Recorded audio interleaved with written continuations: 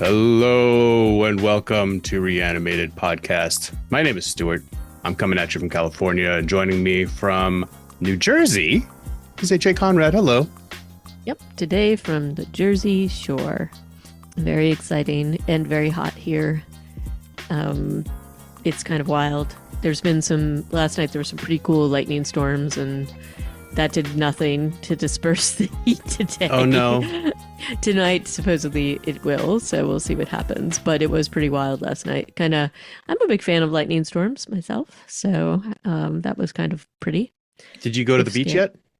I did yesterday, which it was actually really amazing because even though it was so sweltering, the water is pretty cool. So, yeah. Nice.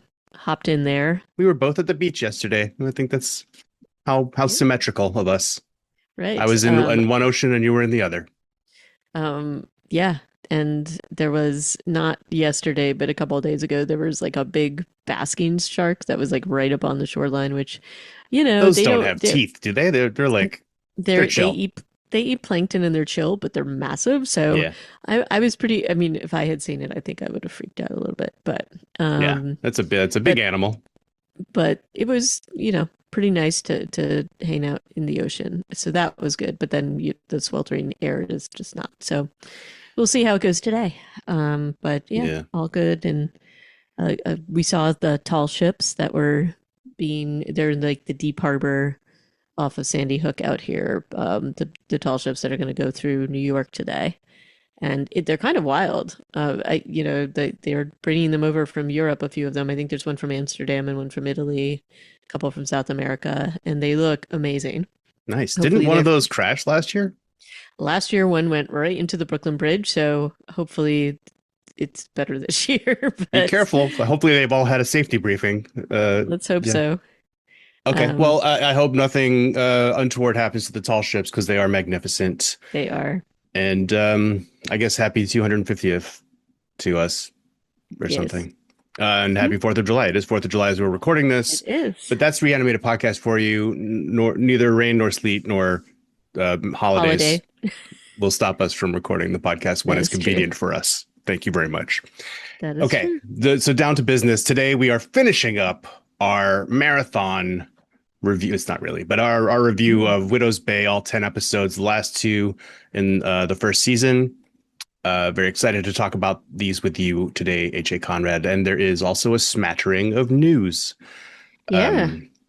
So first up was it's been a couple weeks since we've been able to podcast because of reasons. So there might be some of this is more than a week old, but the werewolf trailer did drop. Mm-hmm. And that's for the new Robert Eggers or the upcoming Robert Eggers film with like the entire cast of Nosferatu, as far as I can tell. What did you think of this trailer? I think that he definitely has like a certain vibe he goes for in his films, and this one feels incredibly intense and gritty. I don't know if it feels almost too much. I'm excited to see this, but I think it's going to be pretty gory and disgusting. Like every human in this trailer is filthy, looks somehow like diseased or unwell. Yeah, it does not look like a happy world that these people are living in. It's some real Dark Ages stuff. Yeah, lots of mud and close-ups of people's eyes. Even like people we know are like healthy and good-looking people looking not so healthy or good-looking. Right. It'll be it's going to be a ride. I look forward to it. I mean, even just the trailer, I will say it shows a lot, but I also think it keeps some things definitely in mystery. So I think it's going to be even more intense than we're seeing. So I guess the mystery that it does reveal is that Aaron Taylor Johnson is almost certainly a werewolf.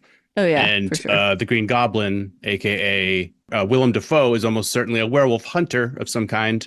I think these two things we understand from the trailer. And I don't know, is that giving away much? Maybe not. I don't think so. I mean, I think that's a standard trope, so I think that's fine. Fair enough. Yeah. All right. But there's also, I mean, the one big thing I think they have in here is the connection with religious dogma and things like that as it connects with this kind of a legend or whatever you want to call it. So we'll see. But I'm excited to see. It's going to be great. Yeah. So think it'll be another masterclass on filmmaking and how to light very dark shots with only natural things. Right. Yep. And how All to right. make people look dirty all the Yeah. Well, I time. mean, throw dirt on them, really, right? I don't Uh, know. Like some of them look dirty and greasy. and It's yeah, and disfigured. Anyway, it's gonna be yeah. We'll see. Only in theaters Christmas. yes. Yep. Yep. Yep. Yep. So another holiday release in time for Christmas.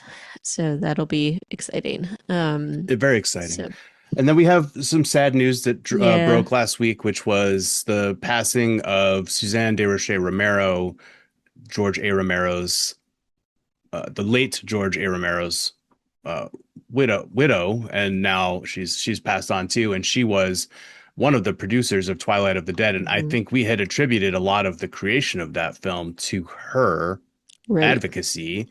But when you do look at the producer list, there are a lot of people like working to create this film, and maybe the announcement that Greg Nicotero was coming on board just a week or two ago is not a Maybe coincidence. related.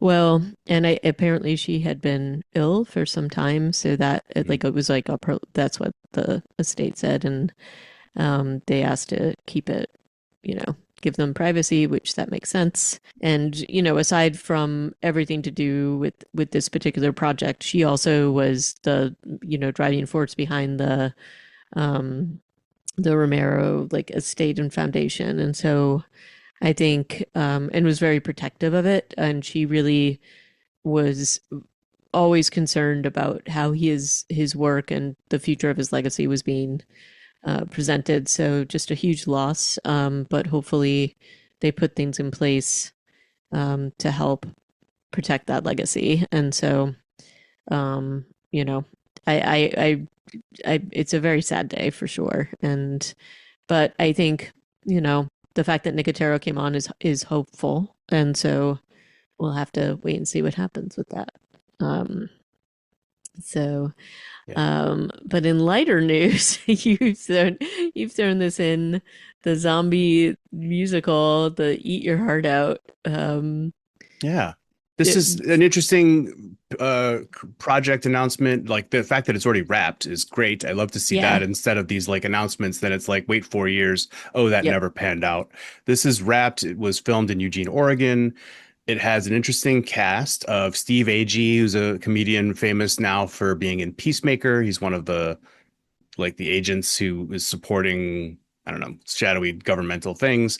Also Brian Austin Green from for me 90210 always yes, same, always and same. forever. Like the lady in this is also very familiar looking to me. Was she in like Brianna Eid? I don't know what she Do was we know who in. she is? She does look familiar, but I feel like maybe she was in that Death Valley show that we reviewed. oh, maybe. Oh no, that's not Brianna Eid. The woman in the photo is not Brianna Eid. I, oh, Tanya Raymond. Hmm. Oh, she was in The Last Ship. I don't remember seeing her in that. That by the way is now on Netflix and it's apparently doing very well. There were Hmm. some articles about that. Death Valley. She was Carla Oh, Rinaldi. there you go. So we have actually reviewed a show with her in it for Oh, what there it's you worth. go. For Well, what she it's worth. does look Do you remember familiar, that so there you go. we reviewed that entire show in one episode? Yes, I That do. I was remember. one of those rare ones. So yeah, she's in it. A couple of other familiar faces, and then it's going to be about like a rock festival where a zombie apocalypse breaks out or is happening, and so that all the makings of an interesting premise, and Nice. hopefully we'll get to see it. It's in post production now, and I don't know when it's coming out, but hopefully within a year or two. Eat Cool. your heart out. That'll be really exciting. Other very exciting news is that we have a release date for Colony, which is going to be in theaters, and that's August 28th. So I'm really excited to see that.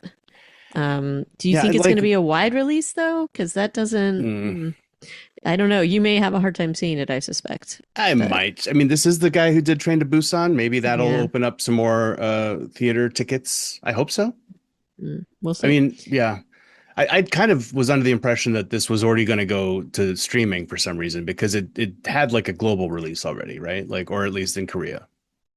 Based on Yeah. all the reviews we were seeing, there was so much hype about this when like a few weeks ago, maybe a month or two ago. So Yeah. I was kind of surprised to see this. I did a quick check, and so far it doesn't say exactly where it's going to be, but Okay. be tracking this. So that's pretty exciting. Yeah, I mean, if it comes in theater, if it gets into the theaters locally, then we can do one of our straight to Yep. podcast from the theater floor, as it were, Yep. So which we we've shall only gotten to see. do once or twice, so that'll be fun. Yep. What is also potentially fun? Question mark is Mm. this other news from on Dread Central about a Return of the Living Dead official collab, perhaps with a shoe company called Bull Airs, which I'm not a shoe guy, so I don't sneakerhead, No, I think is the term. that's the right term, I suppose. Yep. I don't know about this company. Perhaps they are well regarded, but they are making a Return of the Living Dead shoe. It's kind of like a Vans type looking shoe, if you ask me. It's not like a sports shoe, but it's a sneaker, and it's quite. And like you're looking at the photo or the picture of it, it's got like Mm. a, fleshy sort of color on the interior, which I like that element of it. It's got like a rib cage on the outside, Yeah. and then a picture of one of the tar zombie from Return of the Living Dead. Yep.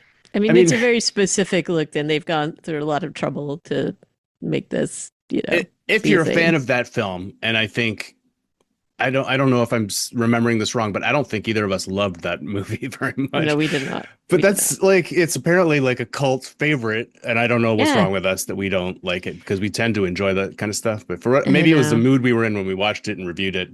We came away I from don't that know. thinking, not for us. But That's who it okay. was definitely for this shoe company, and they've made a loving homage to the film in the form of this Return of the Living Dead shoe.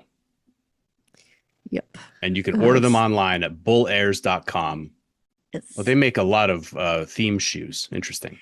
they do. You will not see me in these shoes, but I will. I'll if I see them in the wild, I will report back. But I suspect these would be the collector thing that people would never wear. They So make a whole line of dark crystal themed attire.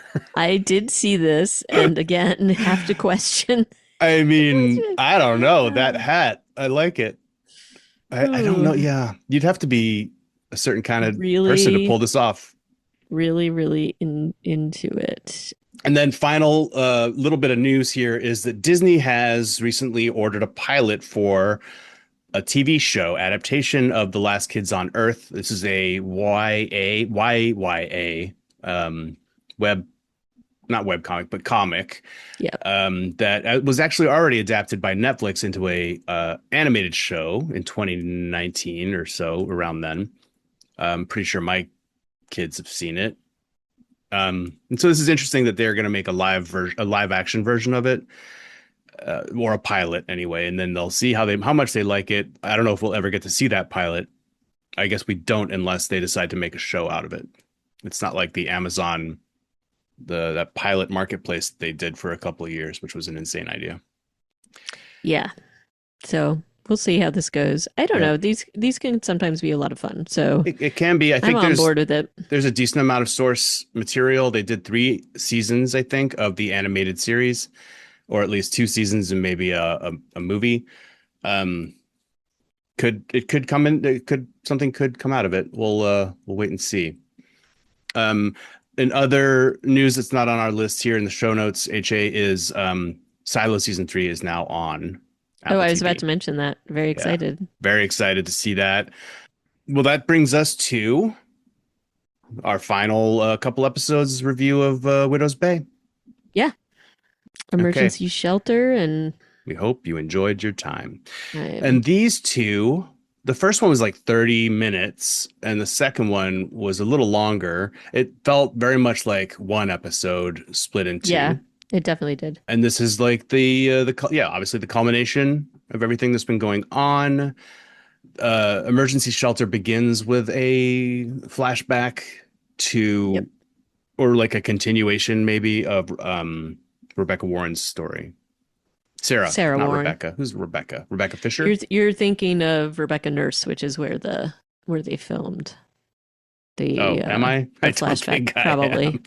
Maybe Um, I'm giving you too much credit. yeah, too much credit. HA, that was okay, no problem. From the top I'm rope. teasing. I'm teasing you. I'm teasing They you. are out Anyway. on the boat. This is like the continuation of she's like, oh, we'll just go catch up to that merchantman, which is sailing Hmm. away in a rowboat with five people in the boat. There was never a chance of that working out, I think, in the best of times. And they are on the cursed island of Widow's Bay. And so what Yep. happens is very quickly kids start bleeding. It's very foggy. Like it's difficult to even tell what afflictions are happening to these children around her. They make it a little bit vague, but one of the older, I don't know which one, Maybe the one who basically saved says, her from her I think it is, husband. but Yeah.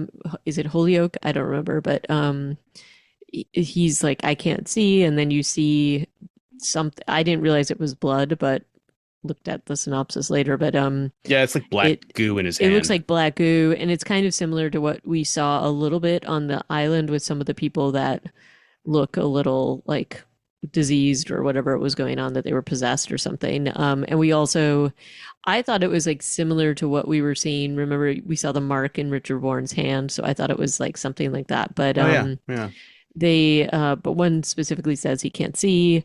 And then Frances, the daughter who had gotten the doll, has fallen overboard in the chaos of this. It's something hits the boat. Yeah, something Like hits a boat, it's like probably like something. some sort of kraken. Yeah, You get the impression that the island is physically making some of this happen right. because Um, she apparently gets back to shore. right. And we know this, like that Richard Warren doesn't want his children to, he knows that something could happen, or implies that when we see his, in the episode where they're with the villagers are kind of putting him in the coffin. He's So, certainly convinced that they're going to die. Like that's what he's right, screaming about as they're putting him in the right, coffin. So I don't think he understands that maybe the island is working to preserve his bloodline, right. which is where I would land on that being the Right. case. And I have to admit, like, I was really hoping to see more of Sarah Warren's story, and maybe we'll see Yeah. that in the next season. But we did the thing that after I saw this particular scene, I went back and I watched the scenes with when Tom's wife is being taken from the island when she's having the baby, and I felt like it was a connected thing. If you were born on the island, that things are going to happen to try to prevent you leaving. Yeah. So, It's certainly um, that, right? It's right. 100% that. But she being an outsider, she can come and go as she pleases, theoretically. Yep. Yep. But she is out in the fog, which I think is undiscriminating against who it might Hmm. um, trouble. But so as that scene ends, they've thrown like a box to the girl, and she is very quickly being taken by some current, but she's floating Hmm. on this box. And we don't see yet what happens to Sarah No. Warren. And to your point, and maybe there is an opportunity for us to see the rest of her story because who's that actor? She's amazing. Gilpin. Betty Gilpin. Yeah. Like I would love to see some more continuation of that plot or whatever she might do next. Yep. And there's certainly another season coming, so there's possibility for that. Yep. But I mean, Um, yeah, with all the genealogy stuff going on in this yes. episode, it kind of feels like they've covered a lot of that ground and there isn't much more that they plan to tell about her story in a way, right? Maybe, but we'll see. Maybe. After this flashback, go back into the present day, Yeah. and Tom has come out of his trip essentially, and the town is getting hit by a really insane storm, and so he's having to decide what to do, and Patricia is really like being very um She's I like Wick now. honestly, She's telling him, you got to ring the bell. You got to sound the yep, alarm. she's being the voice of reason, and Hmm. her responses to some of the things that Tom is saying, which is, if we do this, all they're going to remember like is that they had to be in a shelter, and she's like, well, at least they're going to be alive. And so then he, has he's very, very, very upset. He's very upset.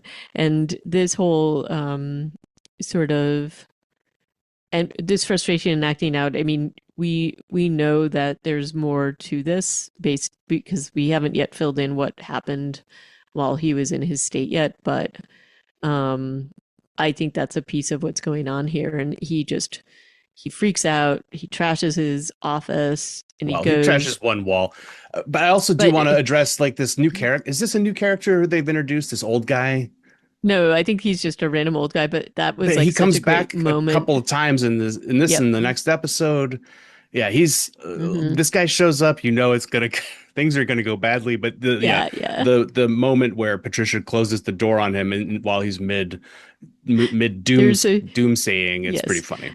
There's a really great just total, you know, Tom and Patricia communicating without speaking, and she's like, okay. And she goes and just closes the door on him on his little doom speech, which was pretty amazing comedy. So, um, but I do like how there's lots of things going on with the extras, like him. He has a little bit more of a speaking part, but there's also just different people that pop up. Um, like there were people that were in the background in the restaurant when Patricia and Tom and Wick were all like kind of celebrating or like at some point, and later on they show up in the doctor, the sort of like the little waiting room, and I think they show up in this episode like one of them has like a broken arm or something like that. So they use like the extra people that are still telling a story, even if they're not necessarily a huge the sort of main line of the story. So it's Yeah, kind they of have fun. brought in like another tier of background actors who Hmm. even some of them even have occasional lines now. Right. Like when Tom tears this giant heavy picture off the wall and rips the dry Yes. whatever that drywall or I'm not sure what Yeah. that is. And that gives Patricia the inspiration to find out that the young white bride in that picture is missing a finger and makes the Yep. connection that that's Francis. Freddie, I think the facilities guy, Kenny. Kenny, thank you, comes in and eventually picks up the picture off of him. But first, Rosemary has to like what is the thing she's doing? She's exerting all this like leadership. She's like, you can't stay back, don't do Right, anything. right, right. And His then lungs she's might be making it collapsing. If she makes everything so much worse, but does it right. with this And air of authority, which is very, very it's so funny. great. Yeah. And then also, she like tries to pull it off of him and is making it worse. And And then this is hurts an herself. amazing Yeah. scene. Yeah, it's just Rosemary. great. And then Kenny pulls off the photo off of him in just one Yeah. easy, Yeah. like not totally easy, but did it single-handedly. So it was just kind of funny. Some people do point out that the portrait where it is this has been sort of in the background, and I noticed this specifically during his tripping episode. That's when I first kind of noticed this portrait. Hmm. So they've been the great thing that the show does is like these little details that are leading little like breadcrumb trails Yeah. to different parts of the storyline, which I think is pretty cool. Yeah, as well as that painting, which we've already mentioned, that the one from the hotel that was of the girl Right, in not in the the boat water. in the choppy water. Like, And we've come back to that. Like we saw it during yeah, when he stayed overnight in the hotel. That was the first time hmm that we saw that, and we come back to that later. we see it a couple more Yeah, times. Like, yeah, it's kind of cool. what I think is really interesting about these two episodes is the understanding that we get that at some point in the not too distant history, everybody understood what the game was that they were a part of here. Right. Um, But there seems to and be these not as much somehow knowledge of that. they lost the plot in the last 50 years because Hmm. the video we see later in the second episode is from the 60s. Like it can't be much So more it before is, that. but I have some idea that there are people that do know. You think so? I think one of those people is Ruth. And we can talk about that. Maybe. And I also think that I have some theories about PJ Glanville. But I think that there maybe are certain people on the island that know, but it isn't as widespread. And this may be why Tom's been getting some resistance for certain things. Or it's a little bit of a game of telephone. So there's at one point where Rosemary says that the woman who had her job before her told her never to Yeah. go into the shelter. Yeah. And so there's that, and the fact that Ruth doesn't come in. And so we'll talk, some of this comes to light in the second episode, but I think we can talk about these two as a whole. But the thing Wait, about this PJ, painting, I'm just putting this together. PJ is that idiot teenager that Evan's hanging yep, out with. You think that yep, he's like an operator for the I do. island? Okay, I interesting. think I think maybe his family has knowledge or something, but there's some things that happen, and there's things that have happened during the series with him where he is specifically putting Evan in danger, He's been, yeah, he's and instigating it some stuff. feels instigating some stuff, and it could be, and that's what, honestly, that's what the show does so well. It could Hmm. be that he is just this troublemaking teenager pushing boundaries, but there's some things that happen in the next episode that make me almost think he might have more knowledge or be doing more things that are with them. He may have knowledge of what is actually happening. Well, So that may be the case. But where we are in the story is that Tom makes the call to sound the siren once he hears that the Richard Warren line is not dead. One of his children made it back to the island, and that was mhm, 400 years ago. And that he's like, well, there's no way we can figure this out. So we've got to sound the siren, get everybody inside. right. He makes that call. So the siren starts to go off, and then we jump to Bashir and his wife trying to get off the island, Hmm. waiting for the ferry, which they come to the conclusion that the ferry is not going to be running. I finally figured out who Bashir is played by, or who he is. Do you remember Virgil, the guy from Walking Dead who was addicted to or he kept taking mushrooms. He was a big tweaker, and Oh, is this him? he captured Michonne. Yeah, this is the same actor. Just he looks a Oh, little he's really different. good. Yeah, he does a great He's job. great.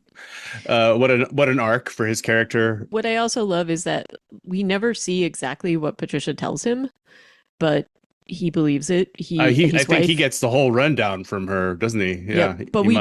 But we don't hear it, we don't get to hear exactly what she tells him, but he is taking it seriously enough that he's willing to, like, he is desperate to get off this island, and has not shared the what's going on with his wife. No. And so this is just interesting. And there's like a really great scene between him and Wick where Wick's just like, hey, there's just no way you're going to be able to do this. And I'm so sorry. And so there's a lot of stress going on with him. And as it, sort of unfolds in this episode and the next, he is really in dire straits. Like he is so worried about what's going to happen. I think it's fantastic And writing that his character yep, goes from the law yep, to and who is often just like annoyed and frustrated and put off by the things that are going on the island. Obviously, he wants to leave, but and he basically takes this huge like villainous arc in these two episodes. Not yep. villainous per se, but he's like very No, motivated to save his child's life and his wife's perhaps. And so he'll do anything it takes. It's kind of a Last of Us sort of morality. right. Obviously, they even bring up the trolley problem, but it's very similar sort of Joel Miller. What Hmm. would you do sort of scenario?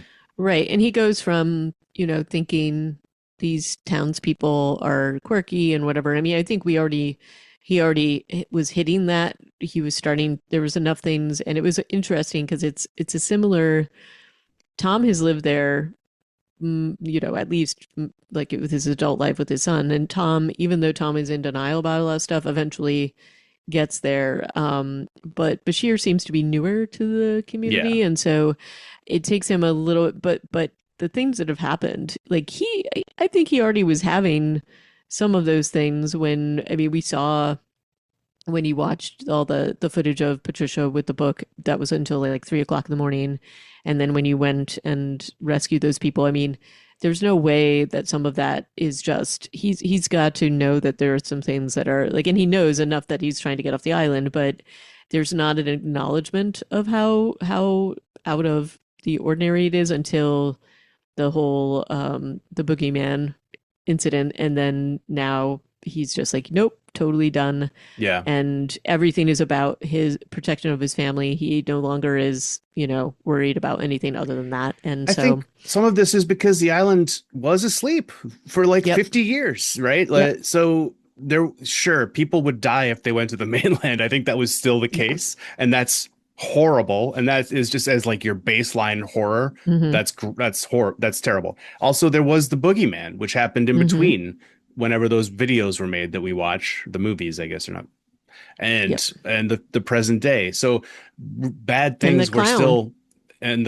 the clown was in the 50s, Oh, so okay. So probably maybe that was predates it. contemporary with Might be with the okay. movies, yeah. I'm just trying to base that off of how narrow that guy's tie is. Yeah. And then the underwear that you see the people wearing, it's like Right. True. maybe 50s underwear, you could say. Yep. Um, but yeah, so like baseline is bad, but then in the last, like you said, 72 hours, things have gone really, really badly. And it's time he's like, okay, I gotta get the hell out of here. And I really like the when Tom basically admits that he's been in denial. Like he Yeah. knew how bad everything was, that he's just been kind of like covering it up and Right. trying to and being selfish. But now, he raised the alarm. The other thing I will point out is I didn't catch this. I saw it later, but when where the painting he yanks it off the wall, there's like a tornado shape, and apparently Hmm. that's like, the next. You have to wonder how this was like really attached to the wall, but like I Yeah, I thought, anyway, but and then there's a lot of humor that they throw into this, even though there's like very heavy themes. So the generator's going out, and there's this whole thing with him and the lighthouse keeper that is amazing. that's a funny Um, funny twist. Garrett, the lighthouse yeah. keeper, who he's always frustrated by they swap places, but then on his way back in, and they somehow managed to make this funny. Is his name Todd, the shaman? No, it's oh I thought gosh, it is was it Todd? Todd. I think it's Todd. Um, Well, anyway, he's uh, like desperately trying to pick yeah, up a tube sock and yeah. He's gets got a whole thing of tube stops. I suspect his drugs or something are in those, but maybe. like anyway, he gets swept away, which is crazy. And that kind of is a moment of epiphany for Loftus when he's just like, look, yeah, this is serious. When he goes inside, I mean, I'm amazed that he leaves the shelter again after that, but I think that Right. just speaks to how desperate he feels He his is. straits Yep. are. Yep. Then Um, they kind of lock everybody in, and then there's a fairly lengthy scene of Rosemary giving him the genealogy background. I mean, these two well, episodes, if you think about it pace-wise, they are fairly slow, yep. and they really are trying. I mean, there's a little bit of humor sprinkled in, um, but they're really trying to, and they really let you sit with like this moral dilemma that Hmm. Tom Loftus is trying to wrap his head around in the next, this in the Well, next episode. what's really interesting though is like Tom's perspective as they go into this. Um, and we find out a little bit more about why he's feeling this way, and he says it to Patricia, but him and Wick are now suddenly allied in the same way. And later on, we see, although things for obvious reasons change, but Bashir and Tim have similar goals, and it's very interesting to watch the dilemma and how this takes shape. Um, and how aligned he and Bashir actually are in terms of what they want, but it ends up being it's like a really clever way of dealing with some of this storyline and what they have to resolve. But basically, when he realizes that Francis has lived, and he says, there could be hundreds of descendants. And Wick basically goes to Rosemary. And this is so funny because Patricia, and somebody else has brought up the fact that Rosemary does these genealogies. And it then comes to fruition in this insane scene where it's a little slow, but it's pretty hilarious, where she goes through the entire lineage. And supposedly there is one person left, which turns out to be Ruth. And this is, uh, you know, not only is it about the fact that there's one person left and then they have to decide what to do. Patricia is fully against this. She's like, this is somebody who makes us birthday cakes. What are you talking about? We can't sacrifice this one person. If it was me, would you kill me? Like, she's like the voice of kind of reason, of Hmm. morality here. And, Tom and Wick are both like, Wick's like, just take her out, like shoot her in the back of the head. And like, she won't see it coming, and she's lived a long life. And Patricia's is like, what are you talking about? And she's just appalled. But then Tom is basically like, you didn't see what I saw. And we know that he talked to something, and we don't know what it said. We know because he talked to Richard Warren about it, and then but he brings this up again, and he's like, if I like, if we don't do this, everybody dies. And so there's like a real, but there's a real,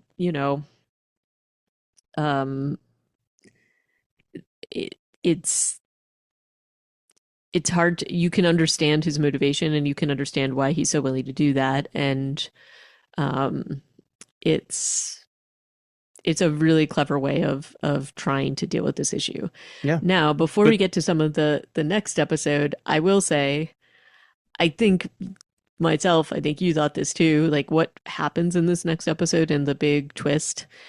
I saw it coming yeah, because it's not the hardest thing to right. jump to.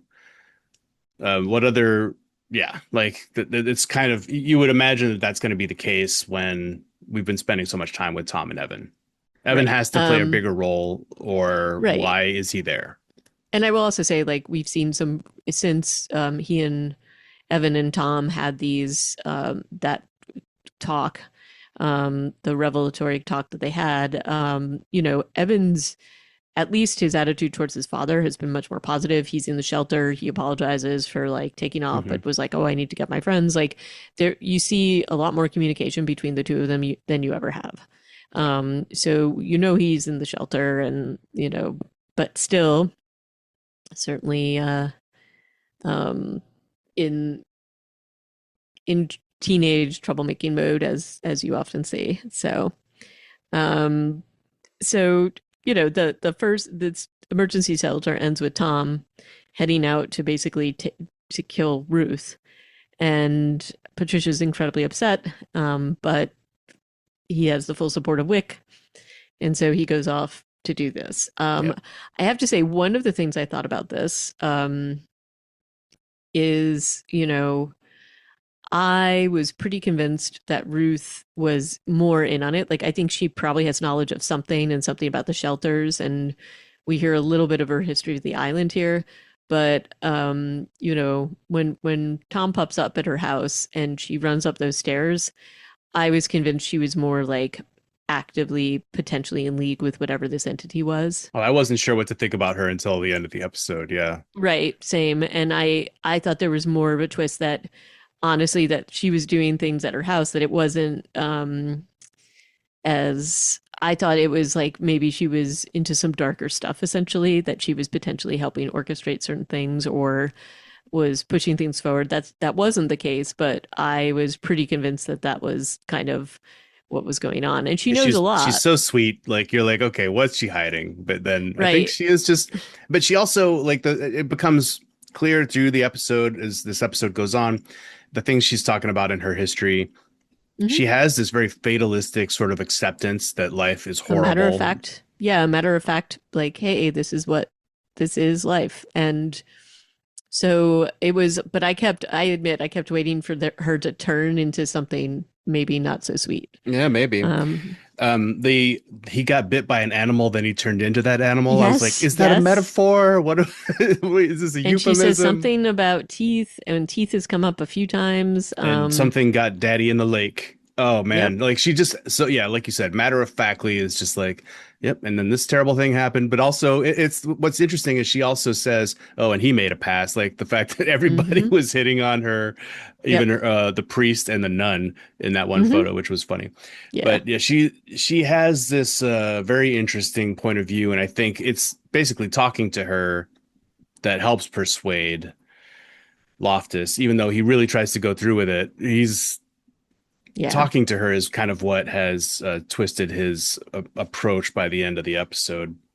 Yep. That and the fact that he realizes that killing her actually isn't the answer. Well, and this is devastating for him. And, I will say, I'm sure everybody hopefully has seen it by now, but if you haven't, we're going to spoil the heck out of the big twist. So if you haven't seen it yet, stop listening and and Yep. then Yeah. come back.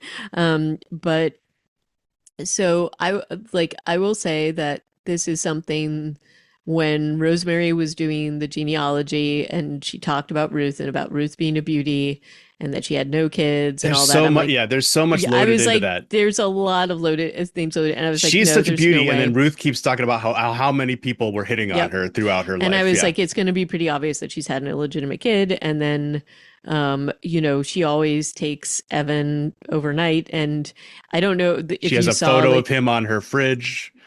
yeah, She and I like don't know if decorated you, his room with a terrible poster of a yes, Volkswagen car. Jetta or something. And then on her calendar, there's all these Evan related things on her calendar. The one that's Oh, like help or whatever. There's one that's like get snacks for Evan or something like that. It's like she's definitely like, so there's a lot of things leading to this. But Lauren, Tom's wife, turns out to be her illegitimate child that she put up for adoption. And it no, she also, gave him to the father of the. She gave Lauren to Lauren's dad, right, who was a married man that she'd had right, an affair with. I don't know how that right. penciled out in his relationship, but I guess it I must don't have. know, but and I would also say this also adds into, I think, the letters that Evan was reading talking about a secret mother. Secret mommy, yeah, comes up. I mean, she uses that And exact phrase. mhm, I was like, okay, is there a scorpion? Is there a yep. key? But no, I couldn't. I couldn't Is there parse something the rest that of it. that would have helped her? I don't know, but in any case, knowing that Evan still it will never be able to leave the island in this case is devastating. And then in the meantime, Bashir knows that his wife is going into labor and then also finds out from Wick and others what Tom is doing. And he does try to kill Ruth. I was pretty I convinced think she he does was. kill Ruth. Do you think she? Isn't that why Loftus is throwing the brooch into the ocean at the end of the episode? I don't know, but she came back. She kind of woke up again. She does seem to So wake up. I mean, maybe it's unclear what her fate is, but that's true for a lot of the characters in this right, episode. Like what is happening? I guess we can assume that when the day breaks after the big storm, everybody just goes home. Like the tourists all leave the right, island. We can assume that that's the case. Obviously Kenny's not going anywhere. right. And I'm not sure what happens with Ruth because, and I think And he, did Shell have the baby? You know? yeah, and I don't know because he does throw the brooch, but I thought he was throwing that into the ocean so no one would discover that Evan was a descendant, because he's very worried about that. Yeah. Well, Um, Bashir is clearly like he's angry that Bashir just killed Ruth or shot her, hmm and so he's like, she wasn't the last descendant, and so Bashir's like, wait, what? Who is it then? yeah, And then he yeah, points his gun at Loftus, like, okay, because clearly now he is a guy with only one goal, which is to correct. prevent his child from being born on a cursed island, Yeah, and if he can figure out how to do that, then he will, and Loftus thankfully. So Loftus luckily is able to realize that he can't tell Bashir who the last surviving member of the Warren line is, which is Evan, because he understands that Bashir has gone to full desperation, is definitely pulling that lever on the trolley problem, the one that hmm Ruth very succinctly was like, "I'm not going to pull that lever. That's me choosing to kill someone, and I right, refuse to do that." And I thought that was a really cool way to maybe that's like a common solution to the trolley problem that has been well right, discussed, but as we know on this podcast, I don't know anything about it, the problem with the trolley. So I thought that was a refreshing and nice and clear way to lay out her morality, and I think right, that really persuades Tom right, in the course of their discussion. right. And then in the meantime, we also have the revelation in the shelter just about the fact that people on the island, at least in the 50s, did know what the curse was, the nature of the curse. This also ties in a bunch of things, which I mean, it's pretty disturbing, but like, it. I kind of loved how they revealed a lot of the stuff. So Rosemary saying that the woman before said never to go into the shelters. This video that Dale finds, that this is basically the whole townsfolk, the group, the board, everybody was in on the fact that they were sacrificing people as part of the covenant.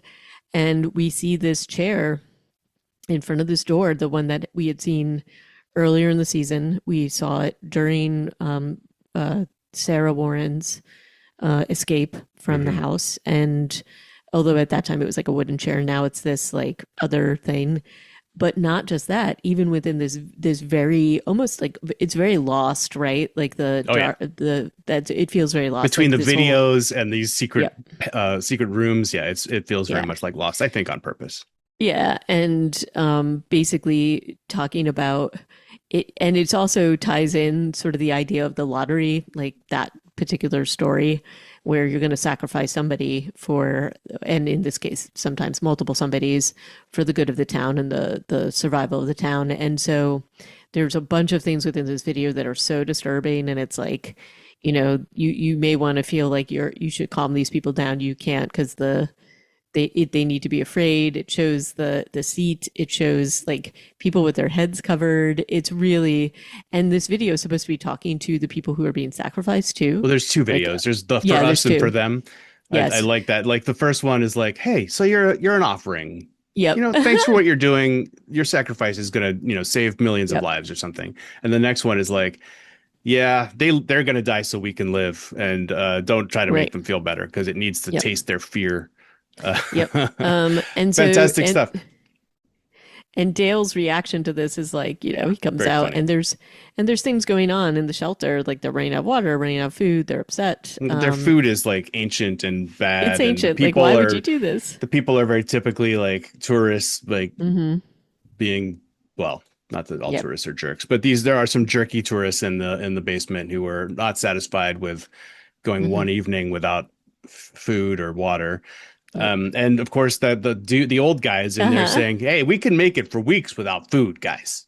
But Yep. if we But don't have water. water, we're all gonna," yeah." Yeah, And then yeah. the panic and the chaos and the lights keep going off. Yep. There's also the revelation that the island communicates to the community how many lives it needs to be Yep. sacrificed by ringing the bell in the bell Mm-hmm. tower. And we heard that ring. I think it rang 9 times in that It second did episode. ring. It did ring 9 times. I went back and I listened, and so Yeah. yes, immediately I did listen. Yeah. And then we also have, Evan and PJ Glanville and friends, and the off island girl. Yep. And so this whole thing. So I kind of thought that PJ was in on something when they were staying outside the house, because there's kind of weird that they would be outside this creepy house. I mean, it felt more to me than just normal. Like he continues to he's always the one that instigates getting Evan in trouble. And Tom has talked about this a lot.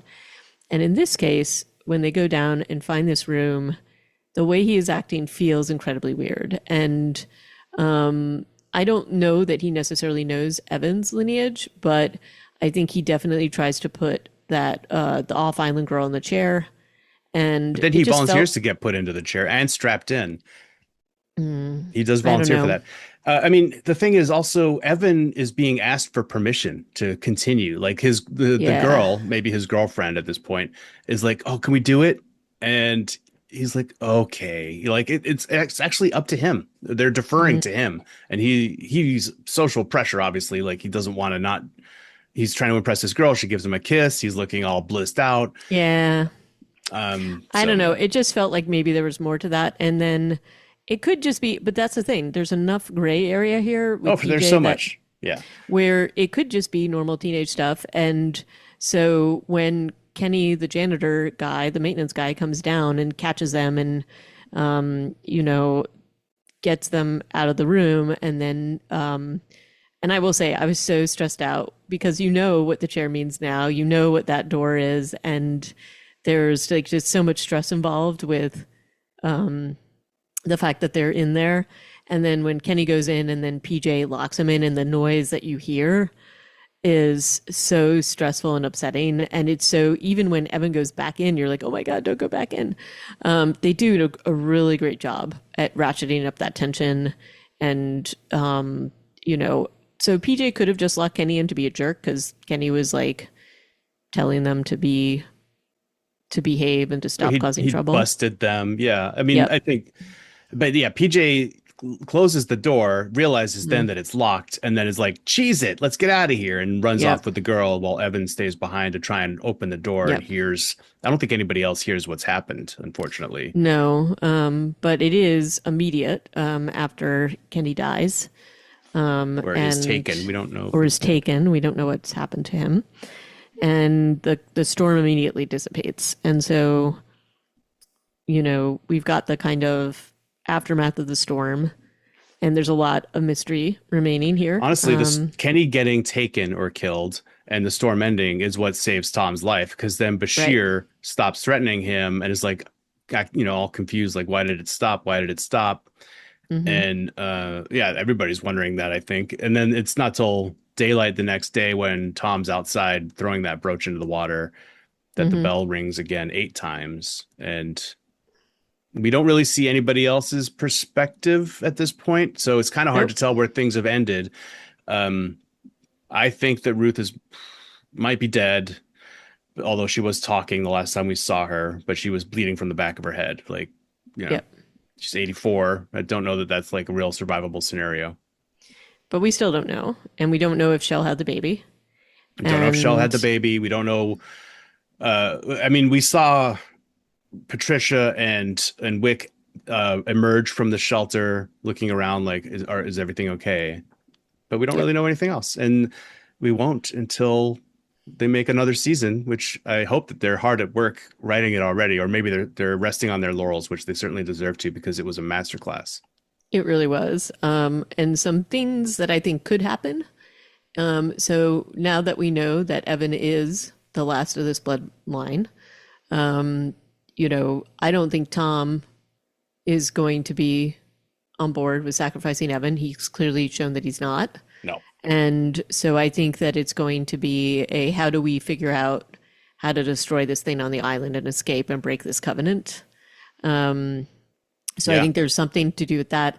I think Patricia is going to be part of this. I think that she obviously has some kind of power or, she's some witchiness or something that the island is tried to tap into and unsuccessfully. And so I think she's going to be the ally there. And she also, took out the boogeyman. And I do think that there's something going on with the quote unquote witches piece. That maybe I'm wrong, but I think there's going to be something to do with. I hope we see Rebecca Warren again. Maybe she does make it back, and maybe we're going to find out that Patricia's like her descendant or something. Sarah Warren, right? Sorry, Sarah Warren. I said Rebecca Warren too. Yeah.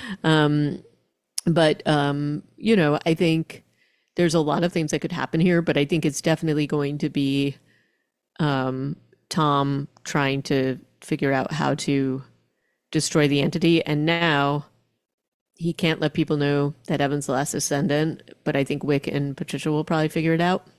So And here's I don't know. like I agree with you on several fronts. I think Patricia is key and a huge hero character by the end of this first season. But I Yeah. think once it comes out that Evan is the last survivor, um, yeah, I wonder how that will play out. Will that make Wick and Bashir try to kill Evan or join Hmm.